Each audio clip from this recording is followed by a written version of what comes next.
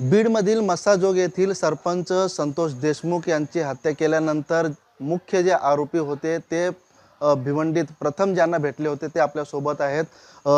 समाज कल्याण न्यासचे संस्थापक सोन्या पाटील यांचे बंधू यांना प्रथम ते भेटले होते भिवंडीमध्ये आल्यानंतर आणि या ठिकाणी त्यांचे जे गावची जी लोक आहेत त्यांची माहिती काढत होते. काय सांगाल, कोण आलं होतं तुमच्याकडे?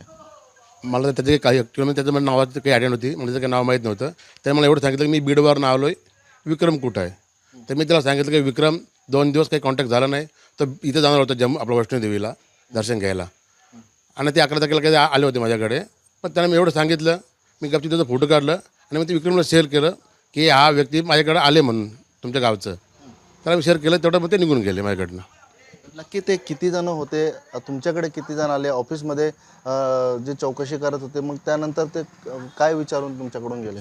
तो एकच माझ्या ऑफिसमध्ये आला होता, बाकी बरोबर कोणते माहिती काय, मी ऑफिसमध्ये बाहेर निघालो होतो ना, मी ऑफिसमध्ये चेअरवरती बसलेलो होतो. ते एकच आलं होतं, त्याने विचारलं विक्रमबद्दल. मी त्याला विक्रमबरोबर कॉन्टॅक्ट झाला नाही, तेवढं ते निघून गेले. पुढे ते कुठे गेले?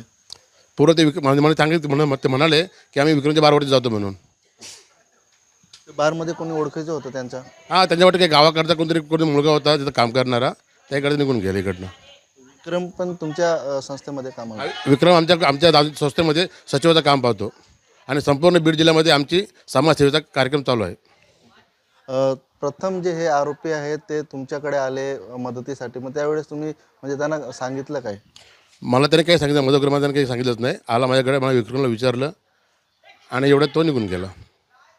या ठिकाणी आपल्यासोबत या ठिकाणी समाज कल्याण न्यासचे जे सोन्या पाटील आहेत त्यांचे बंधू होते. त्यांना प्रथम हे जे आरोपी आहेत ते हत्याकांडानंतर भिवंडीत आले होते आणि भिवंडीत आल्यानंतर यांना भेटल्यानंतर त्यांनी त्यांच्या गावची जी लोक आहेत त्यांच्याबद्दल विचारणा केली. विक्रम डोईफोडे जे आहेत ते एका बारचे मालक आहेत, त्यांच्याकडे जो एक पोरगा कामाला होता त्यांची चौकशी करून ते बारवरती पोचले. मात्र तेथे त्यांना सहारा न भेटल्यामुळे ते भिवंडीतून निघून गेले अशी माहिती समोर येते आहे. अनिल वर्मा, एबीपी माझा, भिवंडी. एबीपी माझा, उघडा डोळे बघा नीट.